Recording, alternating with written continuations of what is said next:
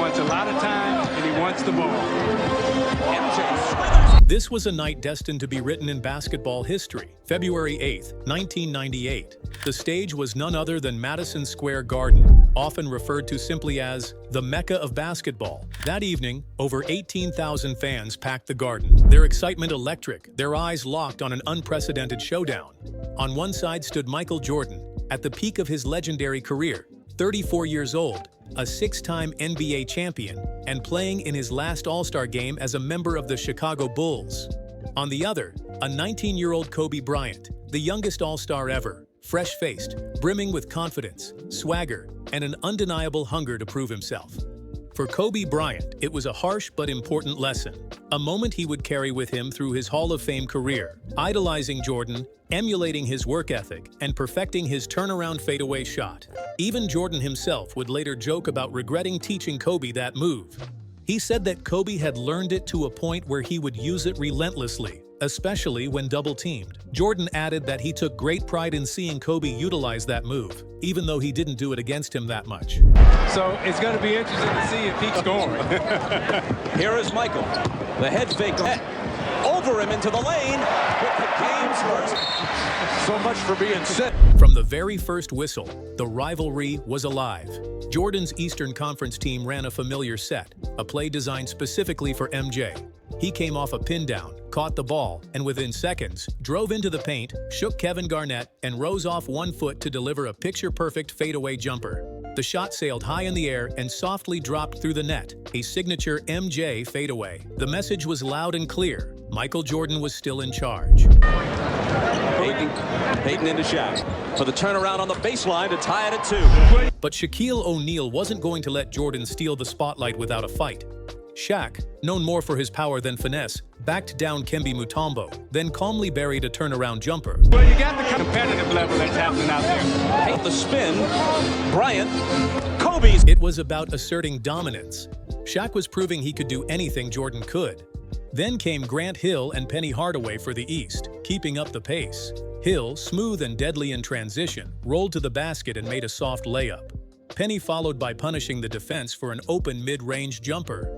The East was running well-oiled plays, demonstrating experience and precision. On the West side, the young guns fought back. Gary Payton went under a screen, giving Penny another wide-open look, and Penny made no mistake. Shaq continued to punish the paint, demonstrating why he was one of the most unstoppable forces in the league. Then came the defining moment. Shaq grabbed a defensive rebound, looked up, and fired a perfect pass to Kobe Bryant in transition. Kobe took off, soaring through the air with confidence, and threw down a 360-degree dunk in front of MJ and the raucous crowd. The Garden exploded. At just 19 years old, Kobe had made a statement. East leads it 8-4. Here's Garnett and the Kid, as they call him. Before the crowd could recover, Kobe grabbed another rebound and fired a lob pass to Kevin Garnett, who delivered an alley-oop dunk. The sheer audacity of the sequence left the arena buzzing. Only a spectator. Jason Williams of the Nets checks in. Jordan, baseline, got it. Then came the defining moment everyone had been waiting for. Kobe Bryant was guarding Michael Jordan, standing tall with determination. Jordan calmly sized up the rookie, dribbled, and launched a fadeaway jumper over Kobe's outstretched arms. Nothing but net. From all the time because I was young and afraid like Kobe Bryant. Plus the foul for Jordan. Who post right, and they give him the fake and the fade and the lean. Then again, another fadeaway, this time drawing a foul. No, but he's doing the right thing. He's coming at me, which he's supposed to, but I have to defend myself in whatever way. Jordan had sent a message. This wasn't personal, it was basketball mastery. As the first quarter ended, highlights weren't just being made, they were historic.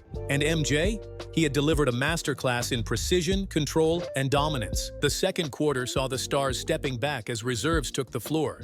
Jason Kidd wasted no time, driving the lane and making a no-look alley-oop pass to Eddie Jones. The West was hungry to make a comeback, but the East had Glenn Rice heating up. Here's Steve Smith. He and Antoine Ware of the Celtics just checked in. Rice for 3 again. And Jason Kidd is passing. They're not finished. Rice has hit 3. Within 2 minutes, Rice drained 3 consecutive three-pointers, leaving the net barely moving. 3 consecutive. Unlike the others in the past couple of years, the guys are competing, they're working hard, and they're putting on the show. Shaq and Kobe were still making their presence known. Shaq bullied his way in the paint, and Kobe showed confidence in every move. Jordan, however, watched quietly, plotting his next masterpiece. The West entered the fourth quarter determined to mount a comeback. David Robinson, known as the Admiral, displayed surprising agility, running the floor and dunking with authority. The crowd sensed that the game wasn't over yet. In this game, they show they've got a handle. Jordan left alone. That's usually not a real... But then came the reminder. This was Michael Jordan's quarter. Jordan stepped into a three-point shot without hesitation or smile, only precision. The crowd erupted in applause. Play for Bob in the WNBA. There's no business like NBA. In the last 3 seconds, Peyton with the left hand and Bryant, something... As the half wound down, Kobe had the last word again. Following a missed shot, he snatched the rebound and dunked with authority. His roar filled the garden. Game left. So Jordan does he, which he also did last year in Cleveland. Shaq. Then Kobe passed the ball to Shaquille O'Neal in the post. Shaq caught it with one hand, spun past the defender, and slammed a powerful dunk that rattled the rim. The crowd went wild. Partner out there, but if he gets hot, he says he wants it, and he wants the ball. MJ slithered at Bryant and a goaltending call. Back him down. The little hitch, the step underneath. Kobe hung out to dry. Shaq be the goaltender. MJ then received the ball on the wing, sized up the rookie, and used precise footwork to fake Kobe out of position. He rose for the shot just as Shaq came charging in to block it, but it was too late. The ref signaled goaltending. Jordan chuckled, grinning as he casually jogged back. Kobe. That's where Kobe is much better than creating off his own dribble. Then Kobe stepped back from deep and nailed a three right in Jordan's face. He can dribble it out after their own rebound. Bryant puts it behind the back to himself. Moments later, Kobe faked a behind-the-back pass while driving, froze the defender in his tracks, and finished at the rim with flair. That's what I want, and it's worked to the tune of 5 titles and maybe 7. Michael not gone away to play baseball. What's the problem in bringing them all back? As the third quarter wound down, the East still led 101-91, but the West was closing the gap. Kobe was finding his rhythm, Shaq dominated the paint, and across the court, Jordan adjusted his laces with quiet intensity. The fourth quarter kicked off with the West, ready to make their move and stage a comeback. Moments later, MJ orchestrated the offense like a symphony conductor. He drove into the paint, drew defenders, and kicked the ball out to Reggie Miller. Miller didn't blink and drilled the shot. Of New York, college at St. John's, now representing the New Jersey Nets with Patrick Ewing hurt in the game. Miller for 3, as he's done so often in this. Jordan repeated the same play minutes later, setting up Miller for another 3. He turns to Tell him, say, you know, I think we're getting a little too old. Jordan spins into the lane. The up and under is there for him. And you obviously... The energy in the arena seemed to shift. Jordan was in full command. Then came the highlight everyone replayed for decades. Jordan caught the ball in transition, isolated against Jason Kidd, spun past him effortlessly, and elevated for a gravity-defying layup.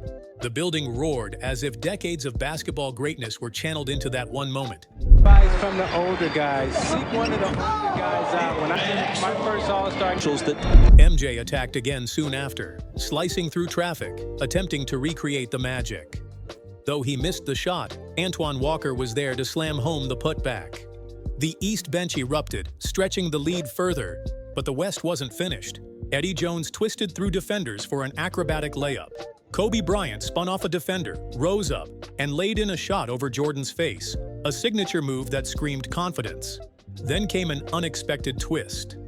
Nick Van Exel, only 6'1", rose up and dunked with authority. The West had gas left in the tank.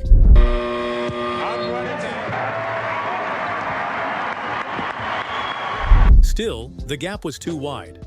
The East was running on all cylinders, led by Jordan's precise shot-making, intelligent passing, and unyielding control of the game's tempo. When the final buzzer sounded, the scoreboard read, East 135, West 114. Michael Jordan had scored 23 points, grabbed 6 rebounds, and was awarded the All-Star MVP for the third and final time in his career. Shaquille O'Neal had demonstrated his raw power. Kobe Bryant had shown flashes of brilliance and confidence, but had not overtaken the master that night. It wasn't just a game, it was a message. Jordan's dominance was undeniable, his mastery still unmatched, his legacy still untouchable. Interestingly, the relationship between Kobe Bryant and Michael Jordan had shifted in the weeks leading up to this game. Earlier in the season, Kobe had dropped a 33-point performance against Chicago, a clear statement that he belonged in the league. Jordan, recognizing the talent and drive in Kobe, took a surprising step. He offered mentorship, telling Kobe that he could reach out to him for advice. Jordan later admitted that at times he had wondered why he was giving away all that information when Kobe was just going to use it right against him. But in the end, he found himself confirming the obvious truths Kobe already knew. Their growing connection was paradoxical, one of rivalry, respect, and a touch of inevitable betrayal. Jordan knew that mentorship meant Kobe would attack him early and often, and he didn't shy away from the challenge. That night in Madison Square Garden wasn't just an all-star game. It was a defining moment in the evolution of basketball. A night when the future stared directly into the eyes of the present. A night when Michael Jordan, with calm precision and undeniable swagger, showed the world that greatness doesn't fade, it only sharpens. Kobe Bryant and Shaquille O'Neal left that arena forever changed, reminded that mastery is earned, not given, and that legends don't step aside. They leave a mark that others can only hope to follow. If you loved revisiting this historic showdown, make sure to smash that like button, share this video with fellow basketball fans, and subscribe for more legendary sports stories. Stay tuned, because the next story is even more shocking.